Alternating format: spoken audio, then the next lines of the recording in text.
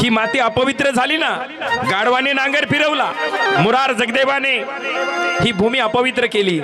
जिजाऊ म्हणल्या यालाही तोडगा आहे। काय तोडगा? सोन्याचा नांगर आणायचा आणि सोन्याच्या नांगराने ती भूमी नांगरायची। दादा सोन्याचा नांगर झुंपला राजाने,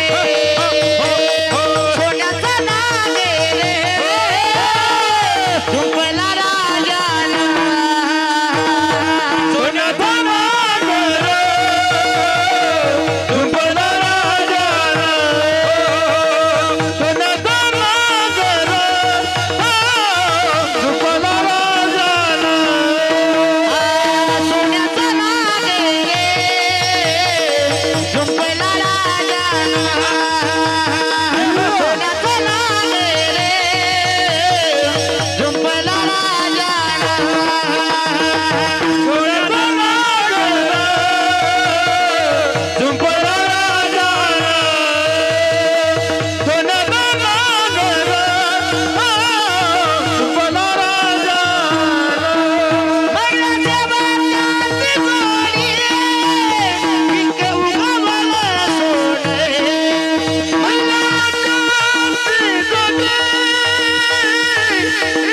सोन्याचा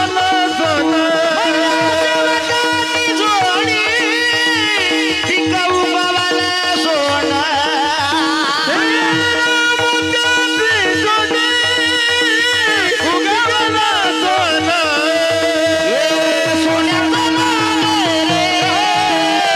झुंपला राजाने,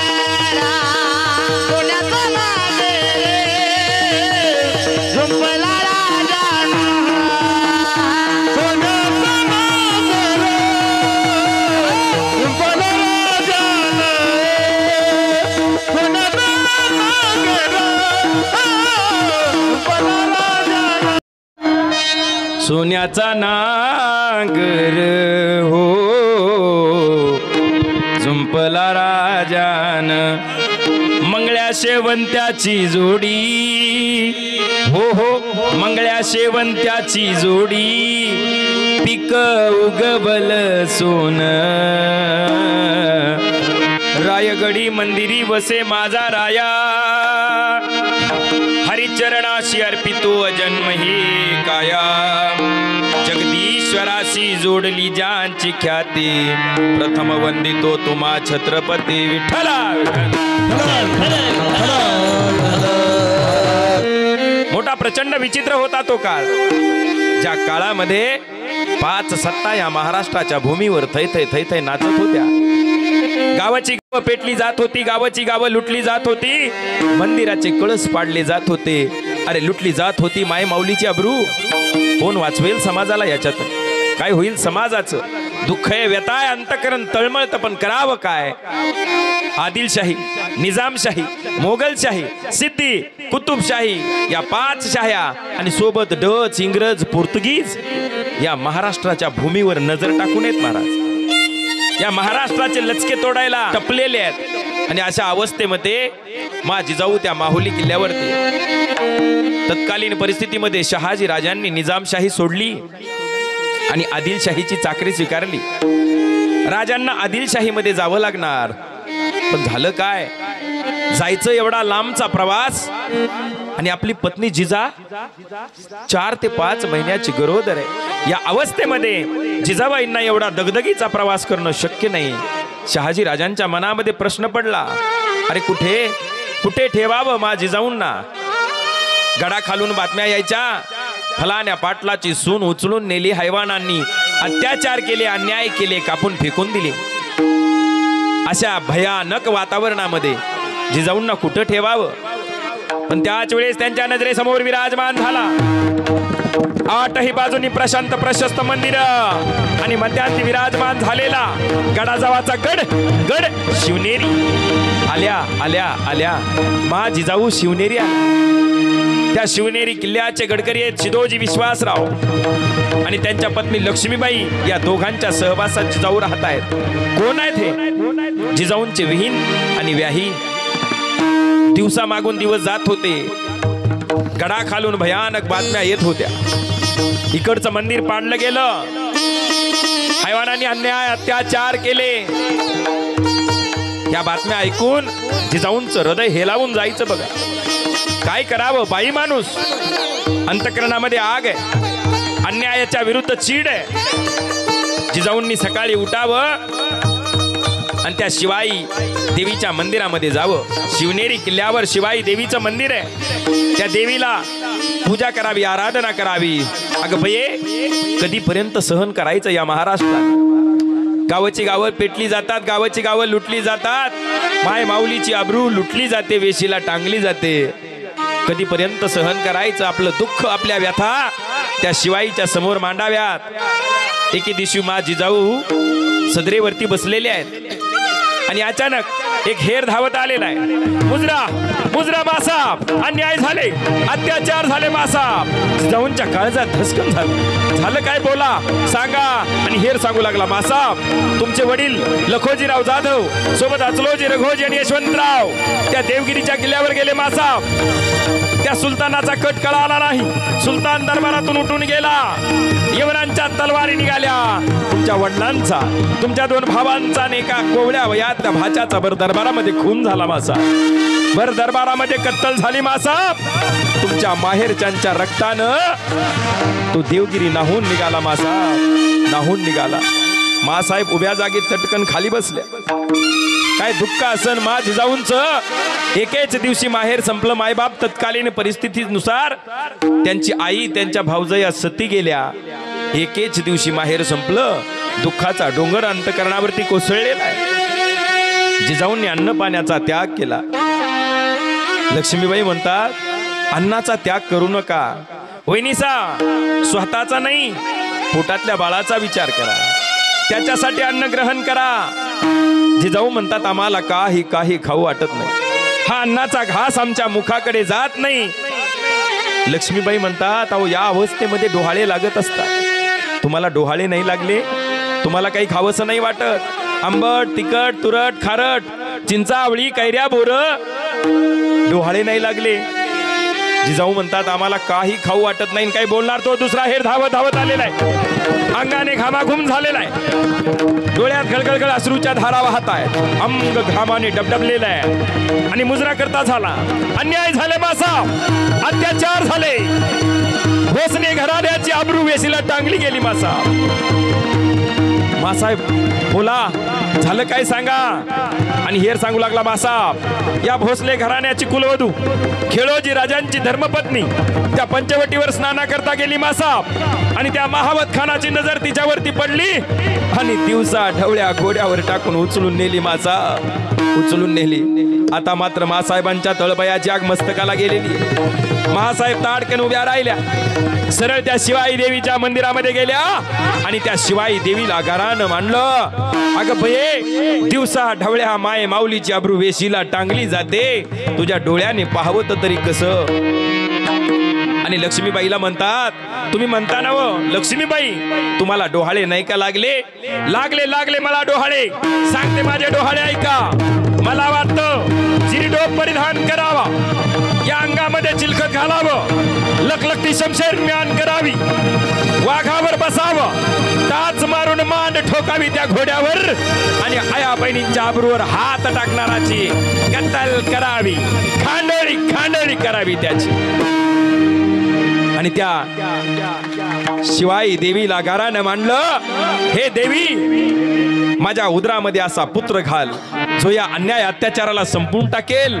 गोरगरिबाचं, रयतेचं, कष्टकऱ्याचं, शेतकऱ्याचं, साळीमाळी, कोळी, आवाडसी, पितांबोळी, मार, मागचा, मार, कुमार, लोहार, सुतार, मराठा, 18 पगड जातीचं, 12 बलुतेदाराचं स्वराज्य निर्माण करेल असा पुत्र माझ्या उदरामध्ये घाल. हे अंबिकेनं चंडिके वरदायिनी वरदान दे. उन्मत्त ही सिंहासने चिर फाडण्या मज पुत्र दे. आणि गारानं मांडलं मायबाप, जुलूम हाहाकार मातला धावून तू येई, जुलूम हाहाकार मातला धावून तू येई.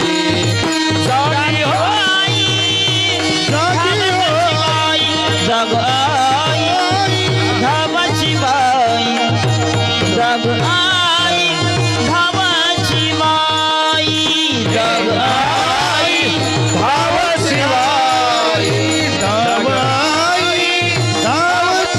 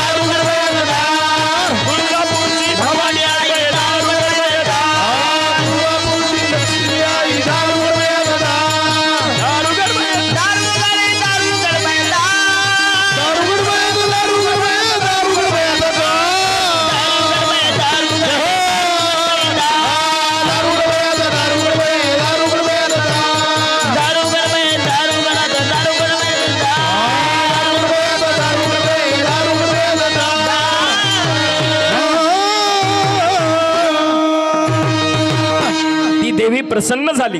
देवीने कौल दिला आणि 19 फेब्रुवारी 1630 या महाराष्ट्राच्या मुशीत आणि जिजाऊंच्या कुशीत हिंदवी स्वराज्य संस्थापक छत्रपती शिवाजी महाराज यांचा जन्म झाला. छत्रपती शिवाजी महाराज की जय. जय भवानी. जय शिवाजी. जय भवानी. जय शिवाजी. एक राजा इथे जन्मला शिवनेरी किल्ल्यावर. एक राजा इथे जन्मला शिवनेरी किल्ल्यावर. किल्ल्यावर किल्ल्यावर शिवरायाचं नाव गाजतंय गड किल्ल्याच्या दगडावर. माझ्या राजाचं नाव गाजतंय गड किल्ल्याच्या दगडावर. शिवरायाचं नाव गाजतंय गड किल्ल्याच्या दगडावर. माझ्या राजाचं नाव गाजतंय गड किल्ल्याच्या दगडावर. माझ्या राजाचं नाव गाजतंय गड किल्ल्याच्या दगडावर. माझ्या राजाचं नाव गाजतंय किल्ल्याच्या दगडावर. सुंदर स्वराज्य निर्माण केले तलवारीच्या धारे. तलवारीच्या धारीवर. तलवारीच्या धारीवर. रेतीचा टिवार धरले आपल्या निधड्या छातीवर. आपल्या निजड्या छातीवर. आपल्या निजड्या छातीवर. प्राणपणाने लढले मावळे भरोसाच्या राजावर. प्राणपणाने लढले मावळे भरोसाच्या राजावर. राजावर राजावर. माझ्या राजाचं नाव किल्ल्याच्या दगडावर. माझ्या राजाचं नाव गाजतंय गड किल्ल्याच्या दगडावर. शिवरायाचं नाव गाजतंय गड किल्ल्याच्या दगडावर. माझ्या राजाचं नाव गाजतंय गड किल्ल्याच्या दगडावर. माझ्या राजाचं नाव गाजतंय गड किल्ल्याच्या दगडावर. माझ्या राजाचं नाव गाजतंय गड किल्ल्याच्या दगडावर. आठवणी येते मना मनातून भगवा झेंडा दिसल्यावर. भगवा झेंडा दिसल्यावर. भगवा झेंडा दिसल्यावर. अरे कशाला म्हणावं भगवा. आवाज द्या. हा भगवा काही फक्त रंग नाही. टाळ टाळ. हा भगवा काही फक्त झेंडा नाही. अरे हा भगवा माझ्या अखंड हिंदुस्थानची शान आहे. आणि हाच भगवा माझ्या या वारकऱ्यांचं पुराण आहे. अरे हाच भगवा माझ्या शंभूराजांचं बलिदान आहे. आणि हाच भगवा माझ्या छत्रपती शिवरायांचा जीव की प्राण आहे. आठवण येते मना मनातून भगवा झेंडा दिसल्यावर. ऐका, हा भगवा म्हणजे 3 अक्षरी मंत्र आहे. भगवा. भ म्हणजे भयरहित. ग म्हणजे गर्वरहित. वा म्हणजे वासनारहित. ज्याच्या मनामध्ये कसलंही भय नाही. ज्याच्या अंतःकरणामध्ये कसलाही गर्व नाही. आणि ज्याच्या हृदयात कसलीही वासना नाही. तो रंग म्हणजे भगवा आहे. तो रंग म्हणजे भगवा आहे. आठवण येते मना मनातून भगवा झेंडा दिसल्यावर. भगवा झेंडा दिसल्यावर. भगवा झेंडा दिसल्यावर. जात पात नाम नरला माणुसकीवर. जगला माणुसकीवर. माणुसकीवर. पुन्हा जन्म घ्या अशी इच्छा शिवभक्ताच्या हृदयावर. पुन्हा जन्म घ्या अशी इच्छा शिवभक्ताच्या हृदयावर. हृदयावर हृदयावर. गाजतंय गड किल्ल्याच्या दगडावर. माझ्या राजाचं नाव गाजतंय गड किल्ल्याच्या दगडावर. शिवरायाचं नाव गाजतंय गड किल्ल्याच्या दगडावर. माझ्या राजाचं नाव गाजतंय गड किल्ल्याच्या दगडावर. माझ्या राजाचं नाव गाजतंय गड किल्ल्याच्या दगडावर. शिवरायाचं नाव गाजतंय गड किल्ल्याच्या दगडावर.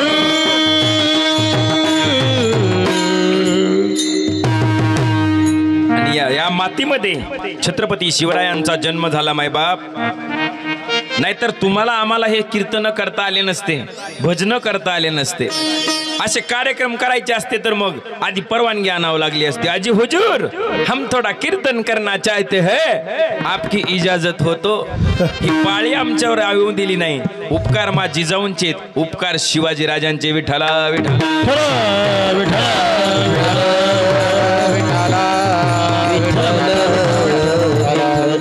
जर राजे झाले नसते, जिजाऊ झाल्या नसत्या तर परिस्थिती अवघड राहिली असती मायबा. जिजाऊ तुम्ही झाल्या नसत्या तर नसती राहिली दारी तुळस. जिजाऊ तुम्ही झाल्या नसत्या तर नसती राहिली दारी तुळस. जिजाऊ तुम्ही झाल्या नसत्या तर नसते राहिले मंदिरी कळस. जिजाऊ तुम्ही झाल्या नसत्या तर बाटल्या असत्या आमच्या बहिणी बाळी. जिजाऊ तुम्ही झाल्या नसत्या तर नसतं राहिलं कुंकू कपाळी. हे उपकार मा जिजाऊंचे. मा जिजाऊने दिया हमें सुंदर शिवाजी राजा. मा जिजाऊने दिया हमें सुंदर शिवाजी राजा. सुंदर शिवाजी राजा. मा जिजाऊने दिया हमें सुंदर शिवाजी राजा. जानता हा राजा, रयतेचा हा राजा. जानता हा राजा, रयतेचा हा राजा. आनंदाने नांदत होती प्रजा. आनंदाने नांदत होती प्रजा. समाज बनत होता चालता राजा. राजा समाज होता जाता राजा. सर्व जाती धर्म केला गजवाजा. सर्व जाती धर्म केला राजा. माझी जाऊने सुंदर शिवाजी राजा. माझी जाऊने सुंदर शिवाजी. माझी जाऊने दिया हमें सुंदर शिवाजी राजा. माझी जाऊने दिया हमें सुंदर शिवाजी राजा. पाखंडाचं खंडन संत करत असतात आणि संत विचारावर चालणारे आमचे शिवाजी महाराज आहेत. आमच्या जिजाऊ आई साहेब आहेत. काय झालं होतं पाखंड. शहाजी राजांना पुण्याची जहागिरी मिळाली आणि पुण्याच्या जहागिरीला जिजाऊ शिवाजी राजे अगदी 7 वर्षाचं वय आहे. पुण्याच्या वेशीवर गेले. पुण्यात प्रवेश करणार तोच तिथं भयानक परिस्थिती दिसली. गावात एकही माणूस नाही, चित पाखरू नाही. अरे काय झालं या पुण्याला, कुठे गेली पुण्यातली रयत. आणि मग समोर पाहतात तर काय, एक पहार खोसलेली आहे त्या पुण्याच्या छाताडामध्ये वेशीवरती. त्या पहारीला एक तुटकी चप्पल बांधलेली आहे, एक कवडी आणि मेलेल्या माणसाची कवटीवर टाकलेली आहे. हे भयानक दृश्य पाहिलं आणि जिजाऊ शिवाजी महाराजांना म्हणतात, राजे काय दिसतं तुम्हाला. अरे रामायण आणि महाभारत अशी चरित्र वाचून अत्यंत दिव्य आणि तेजस्वी व्यक्तिमत्व तयार झालेले शिवाजी महाराज म्हणतात, आऊ साहेब आम्हाला एक पहार दिसते. त्या पहारीला तुटकी चप्पल बांधलेली आहे, एक कवडी बांधलेली आहे, उलटी कवटी टाकलेली आहे. काय करणार. मासाहेब आत्ता जातो आणि या पुण्याच्या छाताडात रोवलेली पहार उचलून फेकून देतो महाराज. राजे पुढे सरसावले पण तेव्हा एक वृद्ध व्यक्ती समोर आला आणि हात जोडून लागला, नग राज नग, असं करू नका राज, तुमचा निर्वंश होईल राज. का हो, ही पहार उपसल्याने आमचा निर्वंश होईल, काय कारण. आणि तो वृद्ध सांगू लागला, राजे ही पहार काही साधी सुधी नाही. त्या आदिलशाहीचा सरदार मुरार जगदेव त्यांनी या पुण्याच्या छाताडात ही पहार रोवली आणि असा श्राप दिला, जो कोणी या पुण्यामध्ये वस्ती करेल त्याचा निर्वंश होईल. त्याने या मातीमध्ये गाढवाचा नांगर फिरवला आणि भूमी अपवित्र केली. इथं जर कोणी राहिलं तर त्याचा वंश वाढणार नाही. ऐका. हे ऐकल्यानंतर जिजाऊ हसल्या.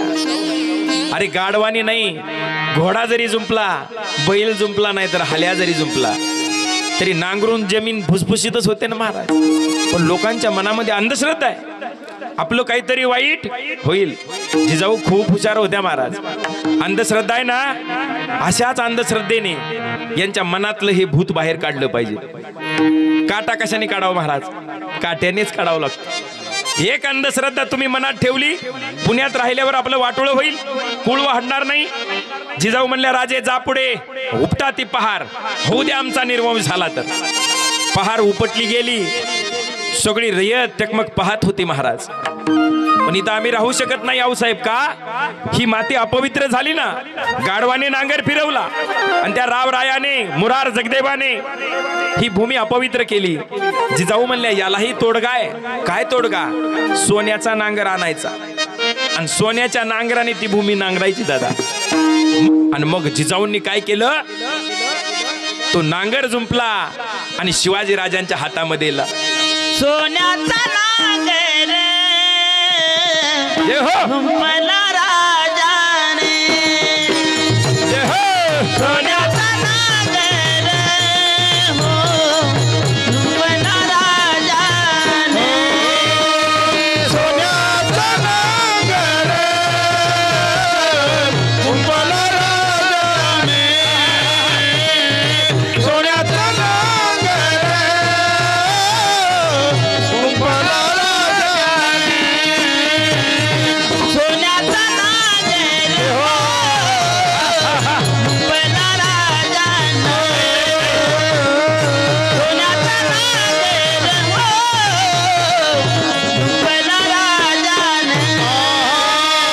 जुंपला राजाने सोन्याचा नांगर जुंपला राजाने सोन्याचा नांगर जुंपला राजाने सोन्याचा नांगर जुंपला राजाने मंगळा शेवंत्याची जोडी पिका उगवला सोन सोन्याचा नांगर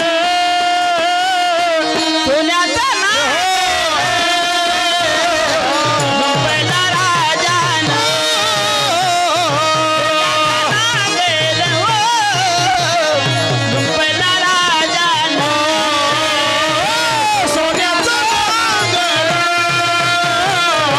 जुंपला राजाने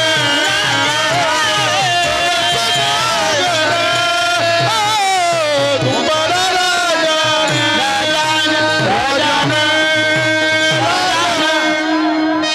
सोन्याचा नांगर हो जुंपला राजान मंगळ्या शेवंत्याची जोडी हो हो मंगळ्या शेवंत्याची जोडी पिक उगवल सोन सोन्याचा नांगर जुंपला राजानं सोन्याचा नांगर जुंपला आणि पुन्हा पुण्याची अपवित्र झालेली भूमी पवित्र झाली महाराज सर्व रयत पुण्यात आली आणि शिवरायांच्या स्वराज्याला सुरुवात झाली विठ्ठला विठ्ठला विठ्ठल विठ्ठल विठ्ठल विठ्ठल विठ्ठल